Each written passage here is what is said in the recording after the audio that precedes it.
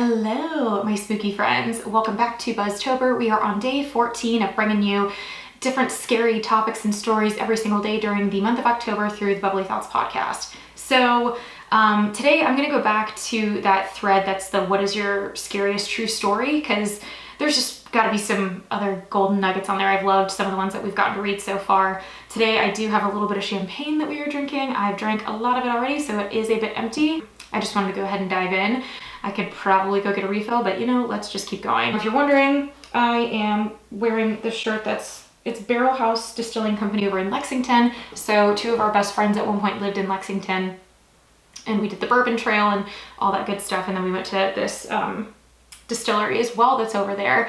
And hopefully they're listening to this or watching this right now, because I know they were some of the people that were like, hey, can you do Buzztober scary stuff again this year? So that is why we're here today. But okay, so once again, we're going to be under that thread that asks the question, what is your scariest true story?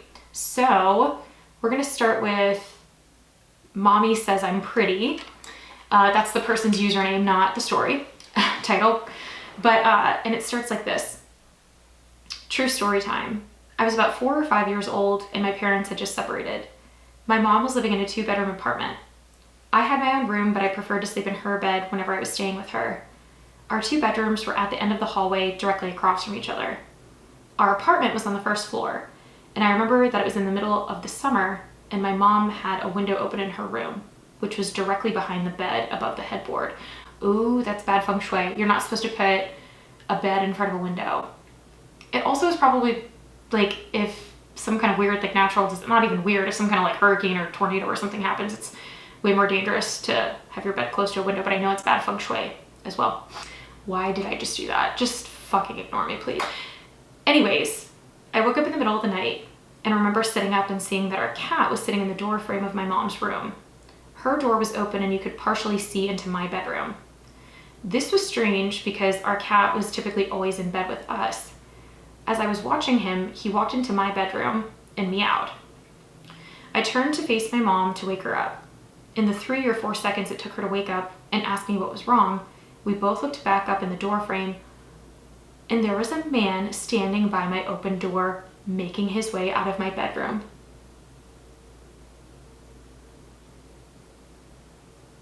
Is this not all of our biggest fears? I'm so freaked out. Oh my God. Okay, we have to finish it.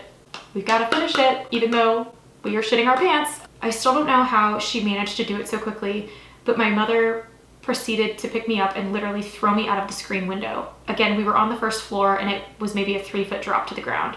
She quickly followed and we were able to start screaming for help and someone called 911. The police came but didn't see any signs of forced entry, only that our front door was unlocked, which led them to believe the man must have exited that way. The strange thing was that my mom swore up and down she had locked the door at night, with the deadbolt and chain lock. About a week later, she was cleaning the kitchen and opened up our water heater closet and found a notebook with names and drawings, as well as a pair of gloves and some gum wrappers. The police were called again, but all they could do was speculate that the man had been in our house and hid until we were asleep. Biggest fear. I'm convinced that this is like happening in my life right now. Biggest fucking fear. Oh my God, I can't believe that story. Oh God, we gotta read something else because I'm fucking terrified. Okay, this next one, the person, their account is deleted, unfortunately, but anyway, okay, so their story starts, a terrifying but true story I experienced when I was 12. I moved to my dad's when I was 10 and didn't know anyone in the area except for the family my dad was friends with. Single mom with 3 kids. Luckily, there was a girl a couple years older than me, 12 at the time I met her, and we got to know each other a little over a couple years. We weren't close, but ended up having the same friends. One night, my friend Rob was hanging out with her and her younger brother. They happened to be in the house alone because my mom's friend was at work, which is where this gets terrifying and sad. Oh no, okay, fuck, okay. Her mom has been helping this one lady through her work and got to know her fairly well. She found out her sister was in a mental institution and was let out recently. Where is this going? Oh no. Oh God. Okay. Go. Okay. The night Rob is hanging out with my friend, they get a knock on the door. My friend just thought it was their mom. She knocked a certain way when coming in and answered it without thinking. Rob wasn't supposed to be there, and he took off through the window to his house down the road. He never thought twice about it. But it wasn't her mom.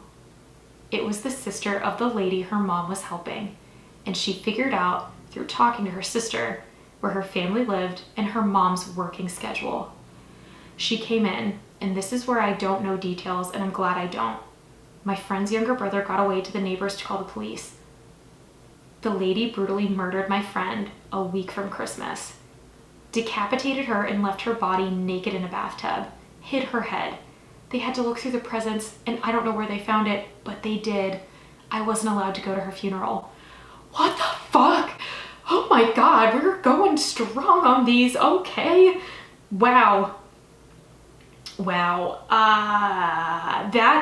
I almost like, I don't even know if I want to believe that that's true. I'm just gonna pretend that that's like a fake story because that is too much for me to process right now. Oh my God. Okay, let's go to the next one. Okay, so this is written in by user, I don't know how to pronounce this, but it's spelled A-E-T-T. Ayet? Ayet? Maybe it's an acronym, who knows? Okay. About 5 years ago, my mom started dating a guy she met on a dating site. This part is fine. I had recently started dating the woman who would later become my wife, and we had met online. I'll just refer to her as my wife for the story. Anyway, my wife and I never really liked this guy. We didn't think he was mean or anything like that, just a little creepy. He was quiet, he kept his eyes closed a lot, and occasionally said odd things like offering my wife a chocolate and then popping one in his mouth, closing his eyes, and moaning as he let it melt in his mouth. Don't get me wrong, I love a good dessert and I love a good piece of chocolate, but the fuck? That's questionable. Big old red flag. Multiple red flags. One time my wife and I were visiting my mom, but she got called into work, so we waited at her house. Her boyfriend was over, but he spent the entire several hours just hanging out in her bedroom with the door closed. Just before Christmas, my mom and this guy started having some difficulties. My wife and I were visiting her for the holidays, and she dropped all of her problems on us, and we listened carefully and told her our opinions and suggested that she would be better off without him. She already had her mind made up though, and decided to break up with him on Christmas Eve. We spent the night at my mom's and got up early on Christmas morning to visit my dad at his house. We didn't plan to spend the night at my dad's, but we got snowed in, which was actually a really nice Christmas surprise. The next day we left as soon as we could to get through the snow, and my wife suggested that we stop by my mom's house on the way so we could see if she was okay. My wife just had a really bad feeling about my mom's now ex-boyfriend. My mom's car was in the driveway, but that doesn't mean much because she lives close enough to work that she often walks and it hadn't snowed in her town. She also never locks her door, which drives me crazy, so we let ourselves in. That's when we see blood oozing out of the refrigerator's water dispenser. It had filled up the spill container and was leaking onto the floor, and it made a puddle. My wife screamed and I freaked out. I fully expected to see my mom's head in the freezer. I nervously opened the freezer to find a bag of frozen cherries that had been opened, crammed into the freezer so that it fell into the ice dispenser and melted. Okay, so that wasn't, I mean, yeah, that would be scary. I'd be freaking the fuck out too, but oh my God. Woo, okay. I needed like a break from the decapitations because I was like, why do we have 2 decapitation stories back to back? That's fucked up. What? That's not right. Anyway, interesting. That one was pretty good. Okay, this next one is written in by user Mingy. Nothing paranormal, but very scary at the time. My oldest brother, now deceased, was almost a human killing machine. He could spot game other people couldn't see. One day I was out, oh, he's a hunter. I was like, what the fuck? Okay, I get it. Killing machine for animals and game as in animals, not, I was so confused. I was like, I'm so confused. But anyway, got it now. Okay, let me start over. My oldest brother, now deceased, was almost a human killing machine. He could spot game other people couldn't see. One day I was out hunting with him and he used my shoulder as a rest and killed a crow I couldn't even see until it exploded. I do not condone killing crows. He rarely missed. One day we were out fox hunting in the winter. Foxes are very smart animals, and in the winter you sometimes come across them sleeping on top of the hills, probably because the sunshine keeps them warm. We were walking along and my brother says, "Stop," down, in a whisper. About 300 yards away is a fox, all curled up on the top of a hill. So he lies down and prepares to make his shot. Just after he flipped the safety off, a second before pulling the trigger, the fox basically does a 180 on the snow, still as a ball. It turned out the fox was a fox hat. Some asshole wearing a fox hat decided to drive a snowmobile on someone else's property, and my brother would have taken his head off if he hadn't moved. Oh shit. This next one is written by Christopher Squawkin. I was sitting in my room after getting out of work on the second floor. My little bro is downstairs watching TV. The dog is in the hallway outside of my door sleeping. All of a sudden, the dog starts making all kinds of racket, jumping around, barking, clacking nails, howling. I go to get up to see what's up, and I hear, "Aw, that's a good girl," in a male voice. It didn't sound like my little brother, so I go, "Oh, you're home early," thinking it's my dad's friend or a roommate as I open the door. Soon as I'm out there, there is no one at all but the dog wagging her tail, staring at the empty end of the hallway. My brother comes upstairs to yell at me for getting his dog riled up. Said he heard the same voice thinking it was me or our roommate. We did a once-over of the house with my butterfly knife and his BB gun, and there was nobody. Still gives me the spooks to this day. Oh, I hate that. Someone commented something too. My aunt experienced something similar. She was home alone when she heard someone open the door and walking in the hallway. Since her husband, my uncle, was not supposed to get home for another few hours, she went downstairs to see if someone was there. She did not see anyone, but outside the door she saw footsteps in the snow leading to the door, but not away from it.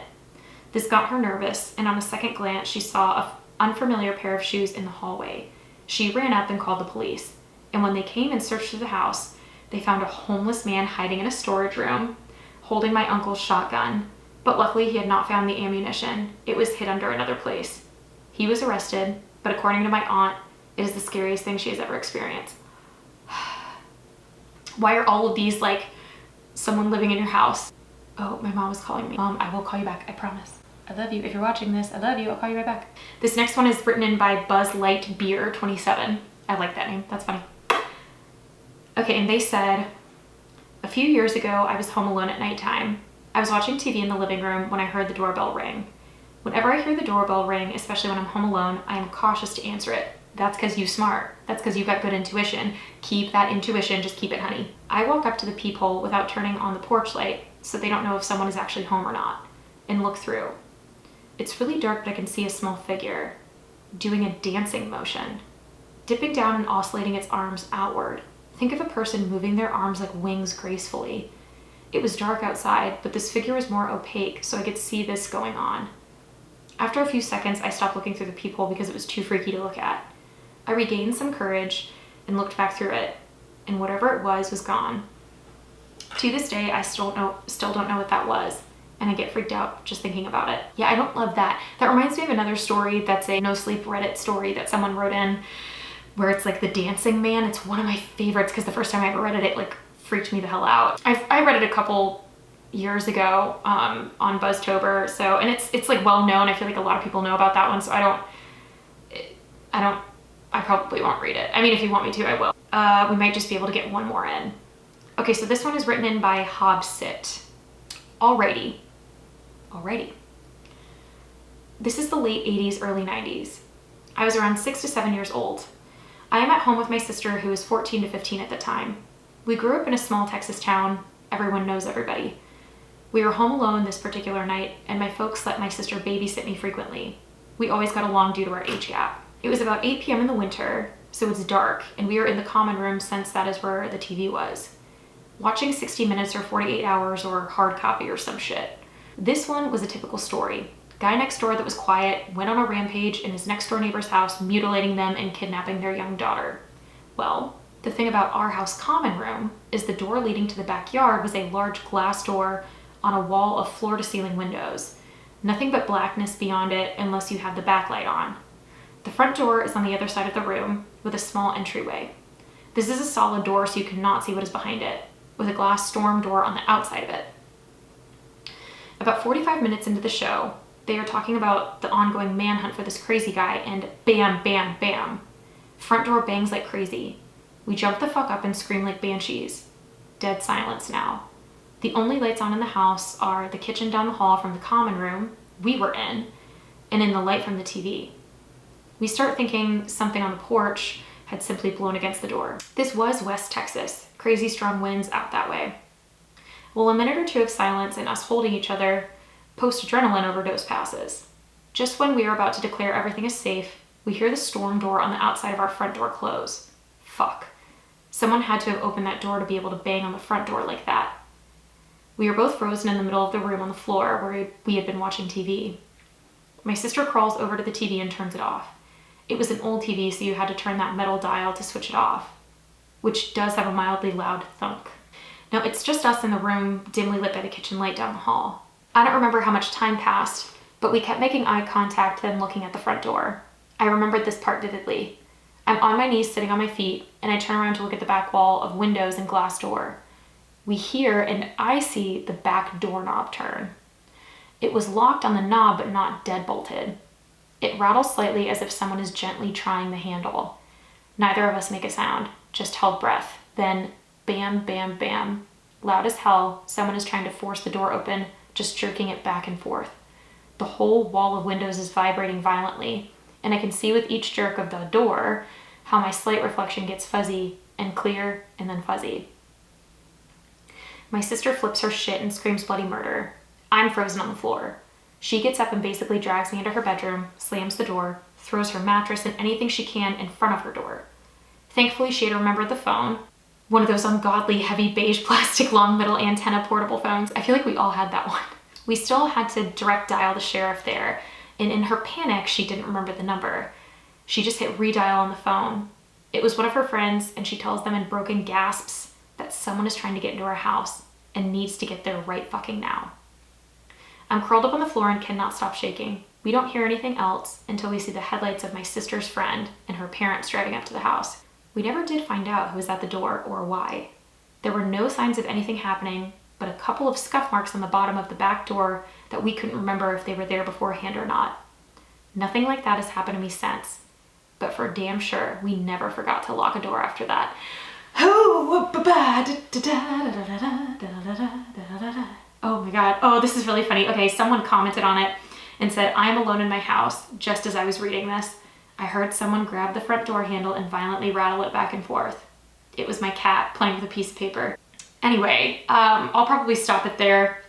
We're about at time where you guys are probably getting bored of listening to this by now.